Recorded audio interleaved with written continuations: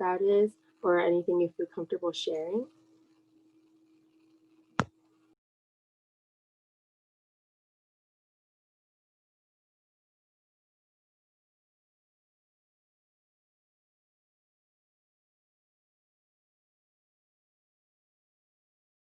Yeah, it doesn't, the answer doesn't have to be too long. It can just be a few words like, what issue are you passionate about?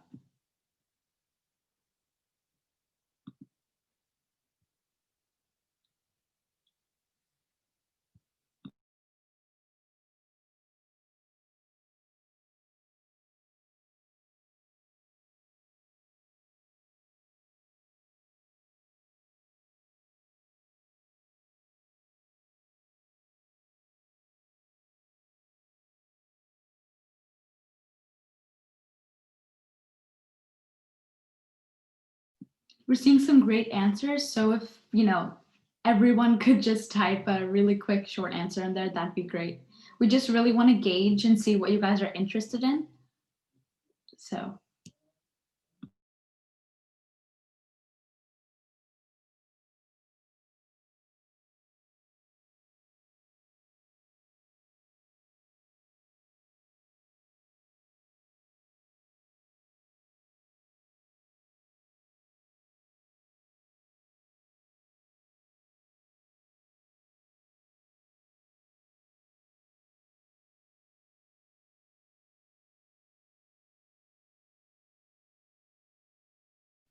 All right, so while everyone types their answers, I'm just going to start with something that I think a lot of us are probably familiar with, which is a Kahoot game. So I'll be sharing my screen, and I think you guys know how to join. Just go to this link. You have to go to that link on your phone or any device. And then once you join Kahoot with the code that I'm going to put up on the screen in a second, just type in either your name or the name of an activist you like, just so we can, again, get to know each other a little bit better. And then we'll begin.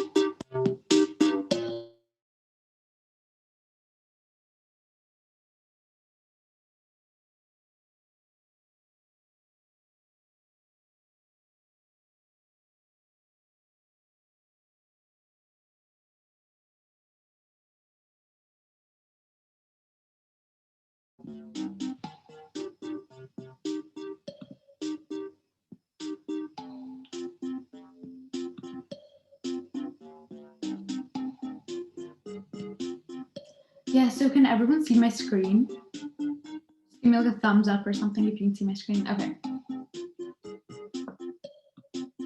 So I ask everyone to join pretty quickly because we'll start when there's around like 15 to 20 players in the game.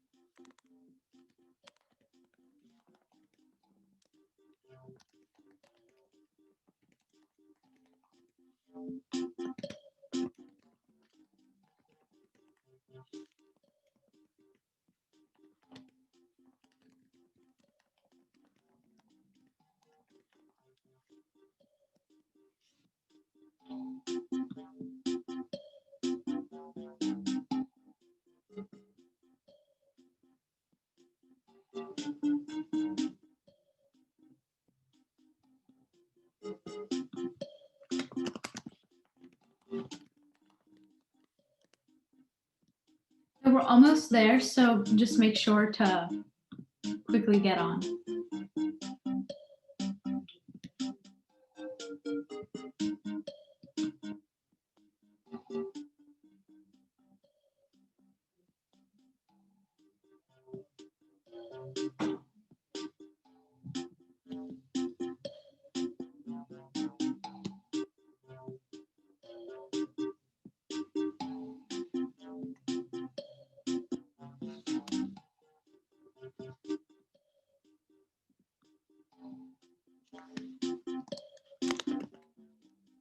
All right, so since the numbers kind of stagnated, we're just going to start. And for those of you who haven't joined yet, you can just join when the game starts, because trust me, I doubt 1 or 2 questions is going to make that much of a difference to this Kahoot. So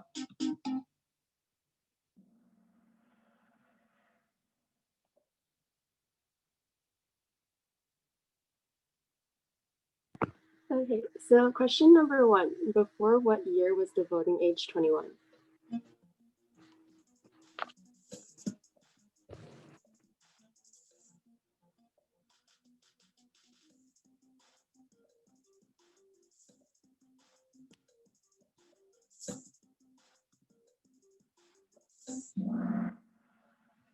oh, I'm actually surprised. Yesterday, most people didn't get it correct, but yeah, it's 1971. A bit of a random fact that I guess we didn't really expect you guys to know, but good job.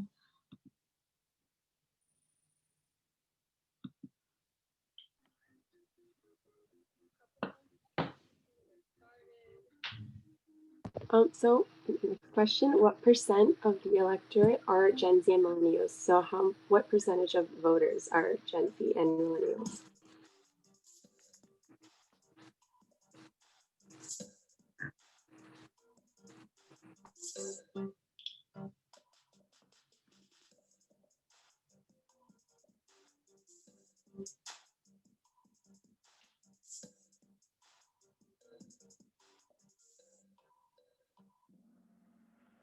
Yeah, again, majority 37%. So 6 of you got that right, which again is pretty high in comparison to yesterday. Woo! So yeah, young people make up Yippee! almost half the Yeah, electorate. yeah.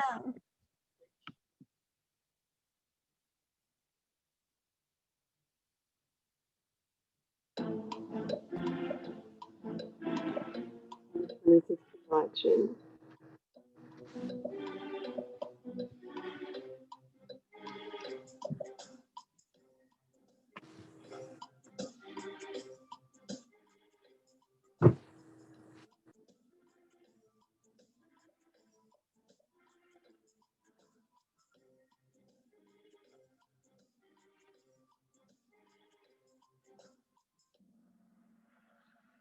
Yeah, so it's a pretty sort of like, jarring fact that even though we make up almost half the electorate, young people, only about a third of young people vote every year. Well, like especially young voters, 18-year-olds, but good job to whoever EM is. What percentage of 70-year-olds voted in the 2016 election? Look at these numbers. They're much higher than the 18-year-olds and millennials. That's kind of sad.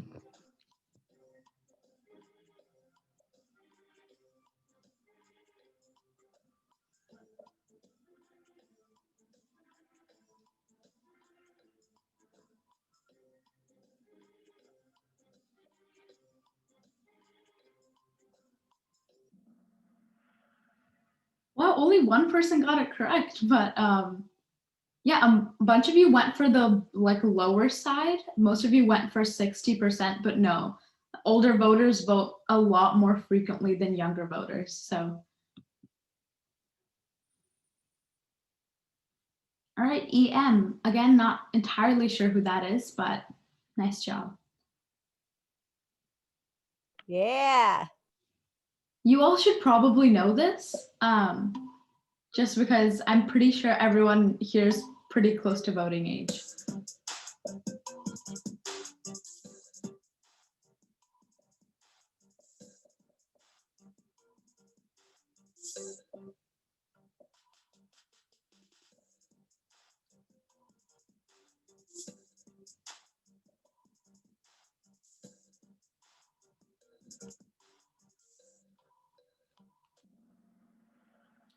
Yeah, so good. It's good that most of you got that right. Yeah, you have to have a proof of ID, be 18, and be a citizen to, be able to vote. Yep. All right. And we're kind of seeing the same layout in the top 5. So How long does it take for a person to vote online?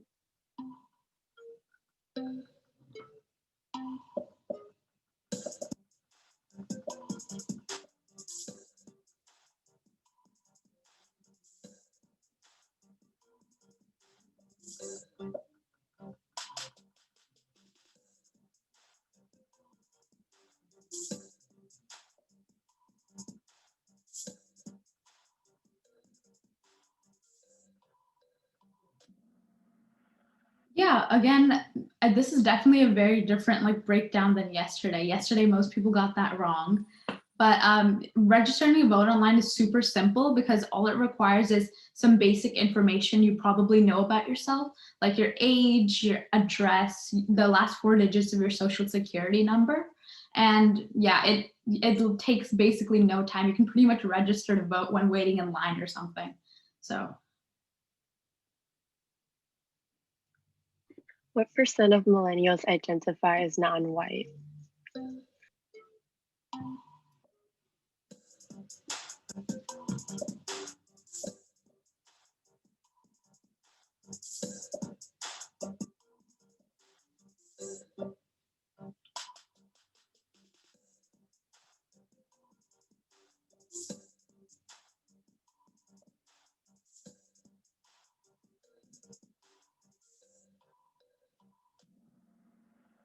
yeah, so again, good job to this group. Yeah, 40% of millennials identify as non-white, which is a pretty big deal now, especially since things like voter suppression are aimed more and more to minorities. And as young people already don't have that high of voter turnout, it becomes a real issue for, younger generations. So, all right, good jobs to Hill, Yahir, and EM. And see that streak right there.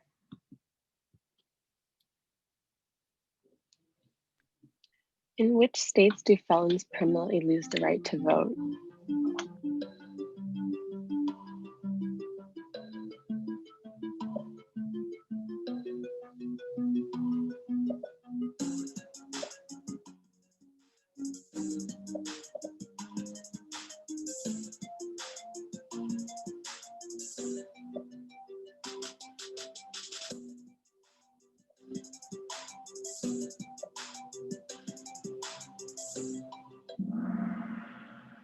Oh, so yeah, this question was a bit of a curveball, but you'll probably see in the future that, like rights of felons to vote is a really like divided issue, especially amongst, political parties. So that's also a big factor that plays into this. In what year was the Voting Rights Act ratified? It's a little bit of AP history. AP US history, yeah. You probably learned this in your US history classes. So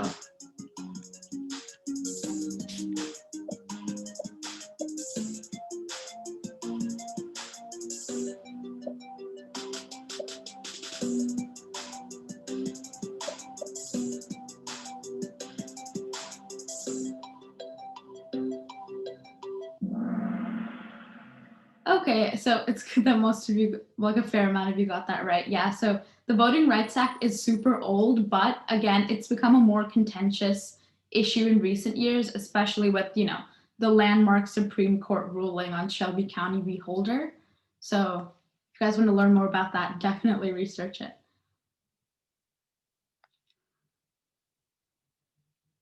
As of October 2020, what percent of eligible New Yorkers aged 18 to 29 were not registered to vote?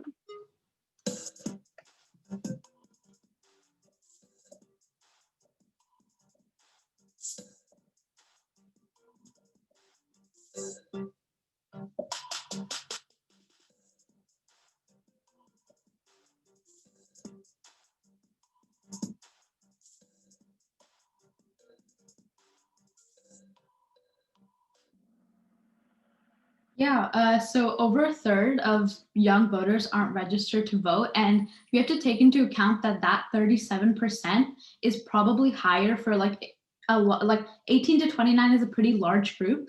So for voters like in the age group like from 18 to 21, that number is probably a lot higher for, I guess, older young voters. So that's something to keep in mind too. What percentage of 18 to 29-year-olds nationally are believed to have voted in the 2020 election? Last question. Bring it, everyone.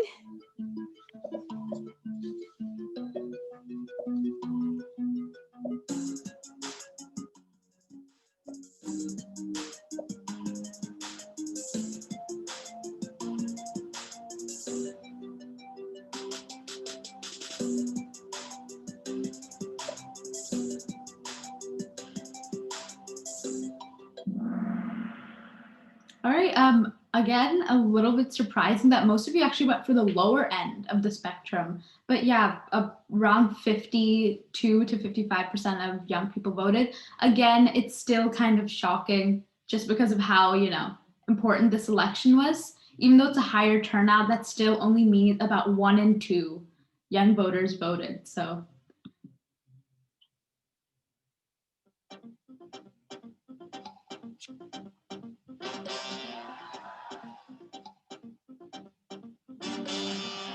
Woo! EM. Yes. nice job. Nice job, Yeah, guys. But again, it does say a lot that the 3 highest scores were 6 and 5 out of 11, which is like just barely half. So again, a lot of us probably don't know a ton about youth voting. All right, so I'm going to stop sharing my screen. And now we're just going to move on to a little bit of a discussion about the Kahoot. So you guys just share pretty much anything you found surprising about the Kahoot, something you found interesting, or just any feelings you had about the game in general. Feel free to type it into the chat, but we would really prefer if you guys, shared it out loud so we could get a more organic discussion going.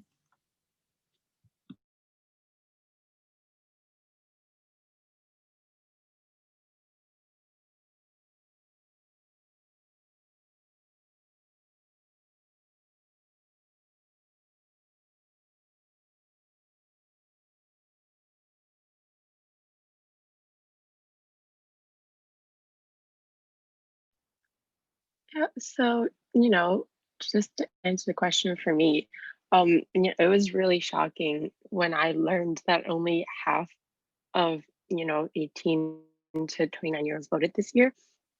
I thought like I was seeing so many things on social media saying like, go out and vote. Everyone's promoting it. Everyone was posting on their stories, but the turnout was still a lot lower than I expected. I think a lot of people were expecting like a wave of young voters, and that did kind of happen, but I really thought it would, be a lot higher. But yeah, was there any of the other questions that, like any information that you learned or maybe something that was new or shocking?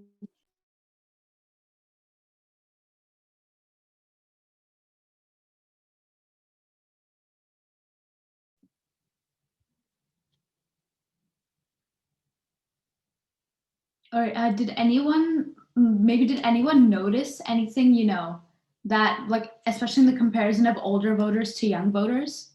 And maybe, a few reasons that you guys speculate as to why that happens?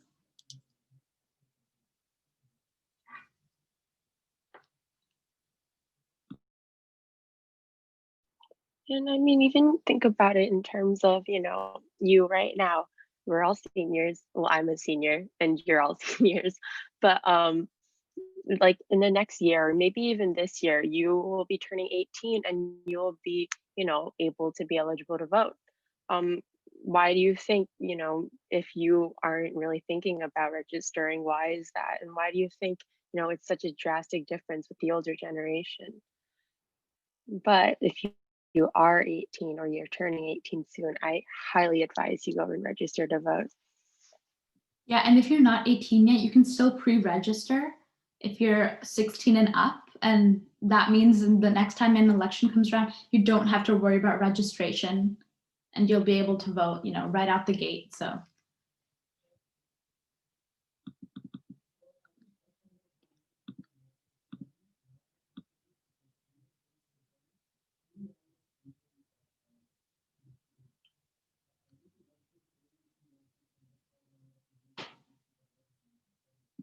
yeah, so I guess just to build off of like maybe just to get you guys going, some point that we kind of have to take into consideration, like when we compare the youth voter turnouts with the voter turnouts for older people, the fact that the future is for the youth and we are going to be impacted by the decisions that older people make for us essentially for the future. So it's kind of odd to me at least how even though the future is going to impact us young people the greatest, we still have the lowest turnout of any group voting. So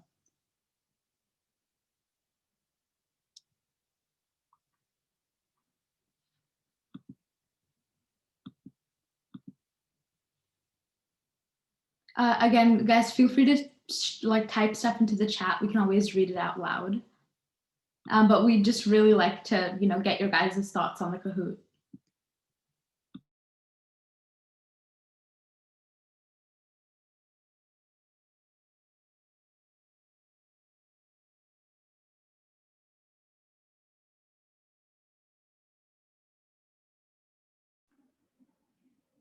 I can share definitely something that I was thinking when I was a senior in high school.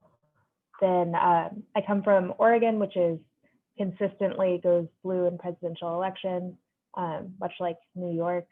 And I think when I was in high school, then I had this feeling that it didn't really matter if I voted because Oregon was going to go blue either way. So it just sort of seemed like, oh, it's taken care of.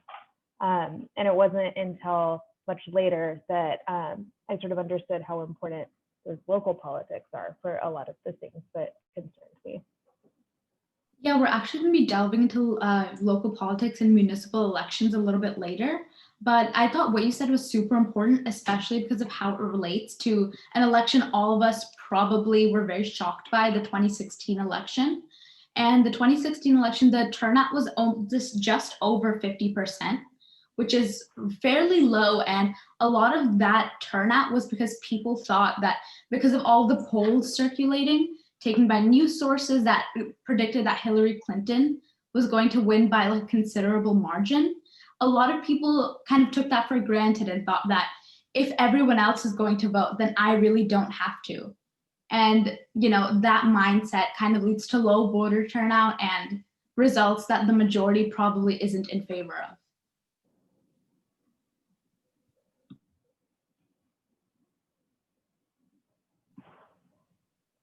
Yeah, so does anyone want to share their thoughts about like pretty much anything related to youth voting?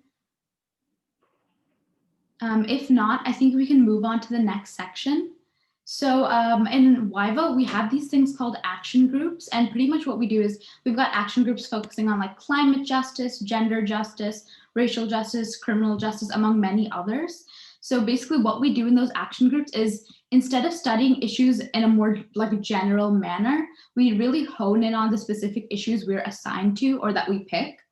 And yeah, we hone in on those issues and think of ways to educate others on those specific issues instead of from a more like general standpoint. So I'm actually going to be sharing this summer we did a teach-in in all of the action groups, and I'm going to be sharing the criminal justice teach-in that we did a few months ago. And then after that, Kellen is going to be sharing the racial justice scorecard, which we're going to go into more depth a little further.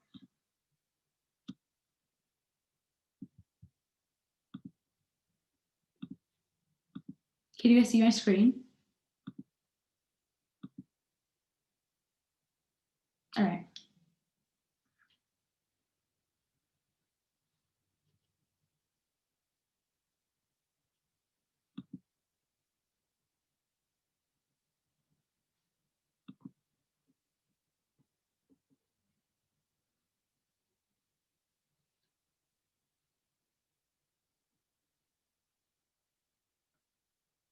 All right, sorry about that, slow internet.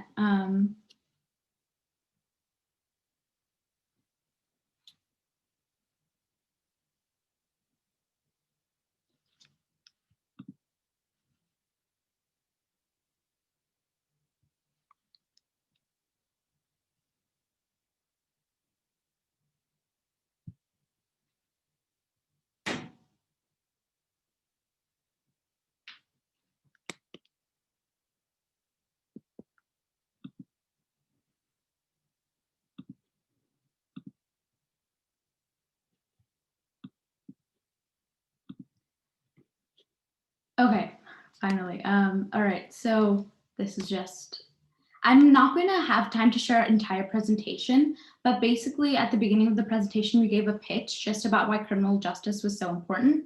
And here's just a few like keynote facts that the American prison system holds 2.3 million people, and it's, you know, the biggest prison system in the whole entire world. And holding one prisoner costs $40,000 a year per prisoner, which is again a pretty jarring statistic. And punishment just generally has 4 goals, which is incapacitation, rehabilitation, retribution, and restitution. And to put that into like simpler terms, it's basically to take a convicted felon out of society, bring them into a place where they can reflect on their actions and understand why they were wrong, and then essentially be released back into society when they can make up for those wrongs. And another fact is that you guys probably can infer this, that being a felon makes it a lot more difficult to attain a job, just because having that mark on your record makes it, you know, pretty hard to find a job, and that you can make a direct difference to criminal justice by using your voice in your ballot. So basically, especially when it comes to localities or state elections, a lot of us don't realize that we can actually, you know, we can look further into officials and vote for them, and really vote for officials that are on certain committees that contribute and, you know, affect the criminal justice system in New York. And of course, we can always look into our local and state politicians and find the ones whose views align most with what we want to see in New York. So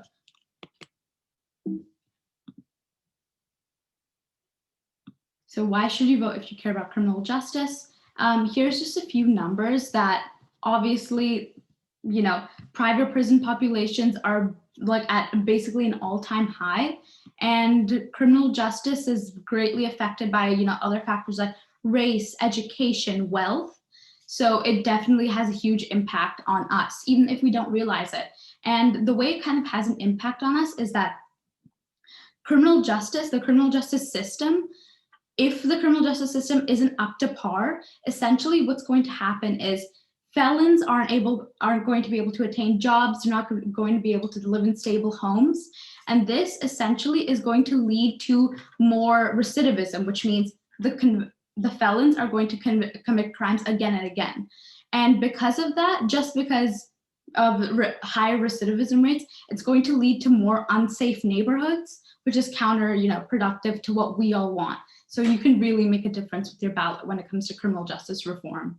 So one thing we did in these, this summer in YVO is we kind of made scorecards for every issue, and we kind of broke down the scorecards like this. So this is just an example of 2 politicians running for office.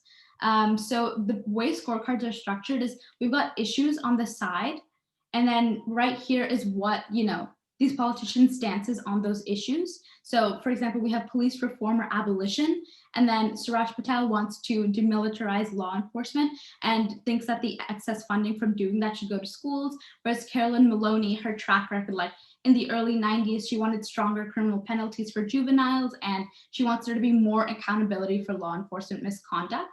and she wants to eliminate discriminatory policing practices. And I don't have time to read out the whole scorecard, but it kind of just goes on like this. And we, based on the research that we've done, based on the topic and based on the research that we're done, we write pretty short bullet points about the politicians' take on those issues right here. And actually, Kellen will be going more into depth with our scorecards. And once the presentation is done, I'll paste a link to all of our scorecards into the chat so you guys can check them out. So another important component to our work now and our work in the summer was our social media campaign. And basically, our social media campaign was run like this. The first thing we wanted to do was understand the emotions that we want to invoke in viewers.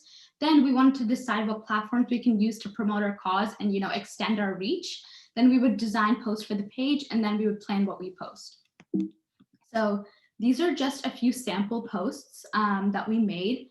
So this post is about the cycle of incarceration that I talked about, a bit earlier, and basically how, in the end, a faulty criminal justice system is just detrimental to society in general, not just the people who are directly affected by the system, but to us.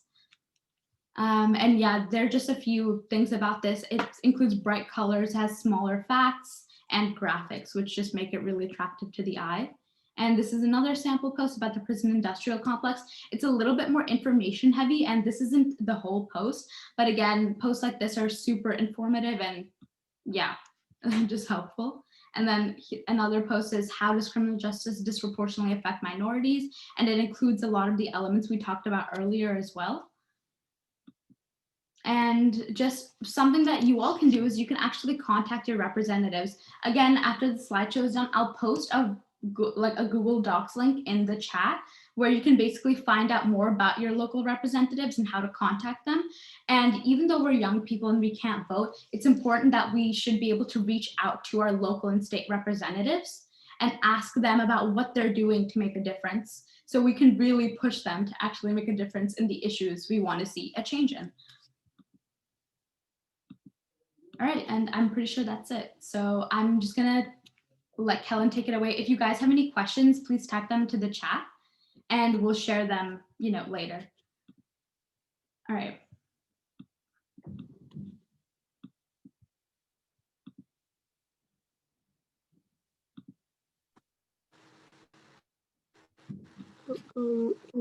Yeah, I'm okay. just, one sec. Right. So here are our issue scorecards. This year at Live, a bunch of the students from each action group worked on their individual scorecards, better to help better educate the new voters on certain issues, to help them pick whatever candidates they might think they want to vote for. Because I know it might seem a little bit daunting in the beginning when, especially during municipal elections, where you may not know the candidates and you may not know who is running. So, specifically the scorecard that I worked on in my action group was the racial justice scorecard. Some of the topics that we thought we needed to include were education, affordable housing, healthcare, job opportunities, COVID, and police brutality, because these are a lot of the main issues that are impacting Black and Brown communities the most currently. So as you'll see in the scorecard, there's multiple questions within each issue. Questions like, what are their policies / positions on education, on all the different issues? What have they voted on in the past? What is being done? And, via using the scorecard, we hope that new voters will be able to kind of give a rating, 1 out of 10, give them a score based on how effective they are and how much they're focusing on these issues.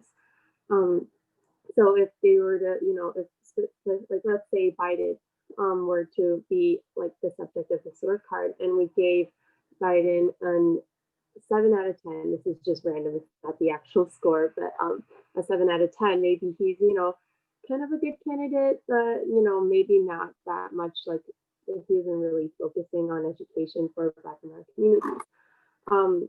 We were really just hoping to be able to get some feedback on these scorecards. Unfortunately, I can't really go in depth about each of the issues because I want to be mindful of your time. I know we're supposed to end at 11:15, So I'd just now like to ask if there's anything missing from the scorecard that you think should be added, or do you think having a scorecard like this would help you decide who to vote for in the future? Because like I said before, everyone here will be either voting next year. Well, they'll be eligible to vote next year, or sometime soon. So like as a new future prospective voter, would having a scorecard like this to rank your candidates be able to help you? And do you think it'll help encourage youth civic engagement beyond the ballot box? We'd really just love some feedback on these scorecards and Yeah, and implement changes. yeah, we've got a ton of scorecards. So there's not just one for racial justice. Like here we have climate justice, we've got criminal justice, gender justice. Yeah, and as you guys know, we just have a ton of scorecards you can use. So these scorecards are just specific to every issue, and we understand that you guys probably don't have all the time in the world to research candidates. So these questions on the scorecards just makes it super easy for you guys to, do some quick research onto candidates and really won't take up a lot of your time. So they're just a quick guide for knowing how to vote. And I think it's a really helpful tool, especially for us younger people. So yeah, if you have any questions about the scorecards, comments on the scorecards, please share them just for us to know and to get a conversation going.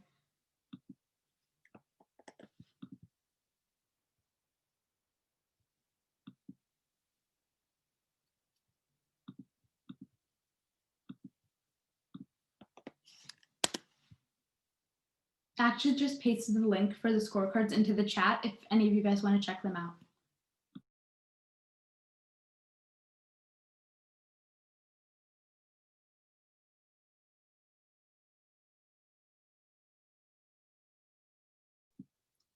All right, so if you guys just have any comments, feel free to type them in the chat at any time. We'll definitely try to get back to you either in the chat or by speaking about it out loud, but it's 11:10. So we're just gonna begin wrapping up. And kind of, do you guys just want to share any thoughts you had about the workshop in general before we start our concluding statements? All right, so basically we just want to kind of gauge that what do you guys know about how big and important the 2021 municipal elections are. So does anyone know the offices that are up for grabs in 2021? Because you guys will be voting here, and that's, again, I think a fair amount of you guys will probably be eligible to vote by November 2021. So this is pretty important to you guys.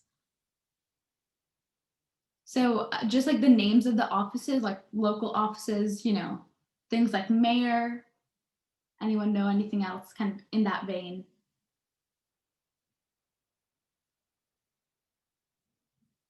Yes, city council members, that's one of them.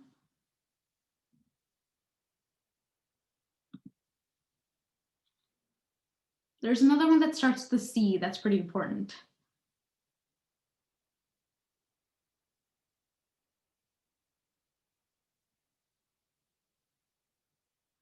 Another hint, it sounds like the word controller.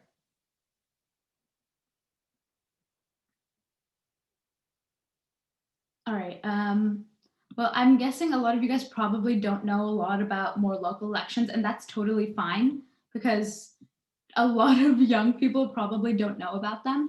I'm just gonna take any guesses for this. What percentage of youth do you think voted in municipal elections? So just a quick number. We'd like to get as many responses as possible.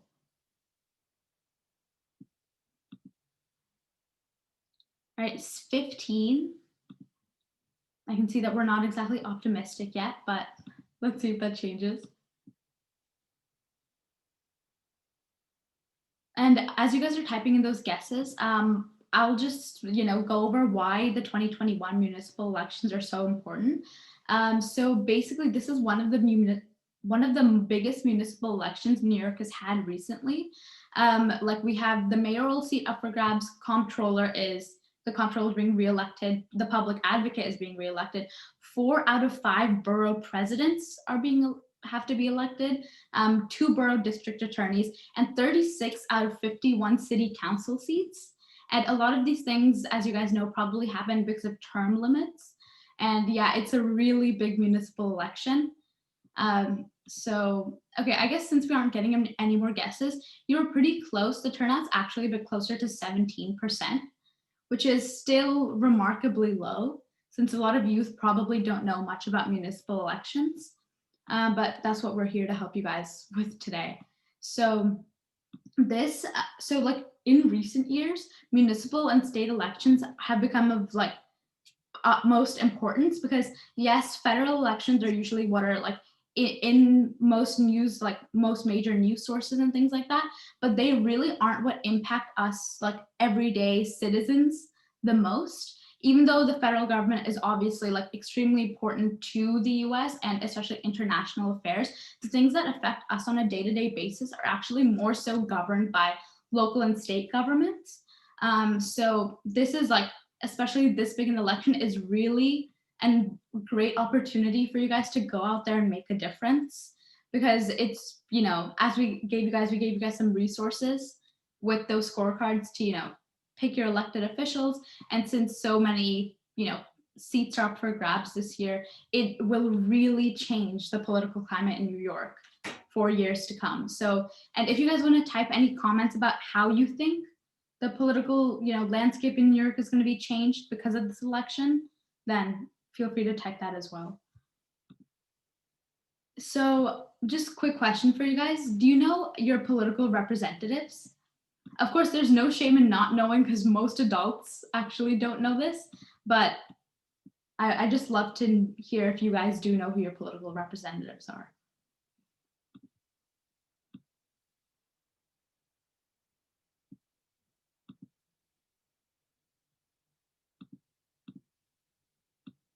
Okay, since we aren't getting any responses, I just I pasted a Google Docs into the chat, and basically here you're gonna find links and other resources to find out about your political representatives, and you can pretty much, and using these resources, you can contact your representatives and really, you know, ask that, again, as I mentioned earlier, ask them about their plans, what they're doing, and things like that, just so you can be a well-informed citizen.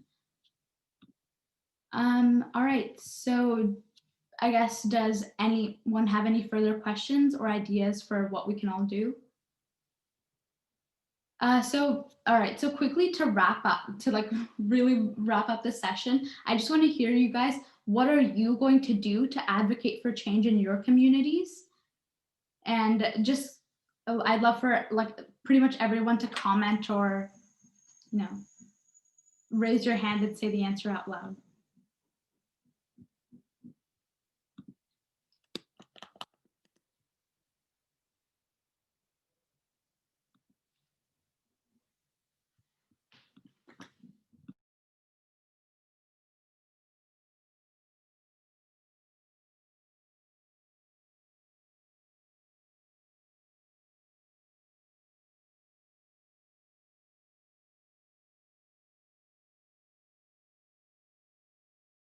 So we've got some great answers. Voting, obviously, that's very important, and contacting your representatives.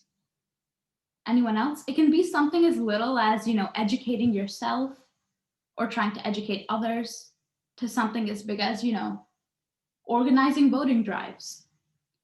Pretty much anything you want to any scale. And we just want to let you guys know, as for local governments, if for those of you who aren't going to be a voting age in 2021, by the 2021 election, there's still a lot of different ways you guys can get involved. You guys can become poll workers, you can phone bank. And for young people, at least, there's actually a lot of ways to get involved in local government, such as attending, you know, council meetings and things like that. So if you guys just do a bit of research, there's a wealth of opportunity for us young people to participate in local government. And I know in the beginning when we asked the initial question about what, you know, issues you care about, people said race inequities, abortion laws, immigration laws. And these are all issues that you can, you know, really have an impact on and do something about by, being civically engaged and doing all the things that Kenisha said. When in this new upcoming election, all these city council members, all these representatives, the public advocate, the mayor, all these people will be the people who are deciding, what laws, what legislation, what is going to, happen to all those issues you care about. So, making sure you're calling your representative to make your voice heard, participating in elections, doing all these things, or even, joining organizations like iVote to really get involved would, allow you to take part in having an impact to resolve the issues that you really personally care about. Yeah, and if we bring back the, low youth voter turnouts, all you guys have to remember is we have to, our generation especially, we really have to take action and start controlling and making decisions for our future. And we can't let older people dictate that for us.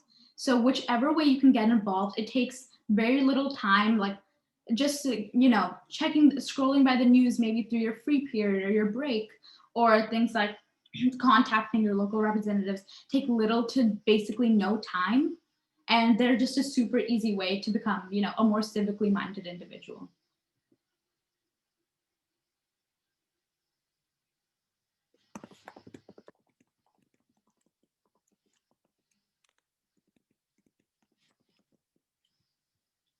Yeah, so it is 11:19 now. We're 4 minutes over, but I really wanted to thank you all for your time, and thank you for allowing us to be here and to talk to you and have this workshop with all of you. It was a really enjoyable experience, but I'm sure as seniors you're all busy with college apps and things like that. But always keep in mind that being civically engaged, it only takes 5 minutes to register to vote. Bring it back to the Kahoot. Um, so, good luck on your college apps. And, I hope to see any of you guys soon, maybe even in a Y vote meeting or at our, town hall that we'll be holding late March.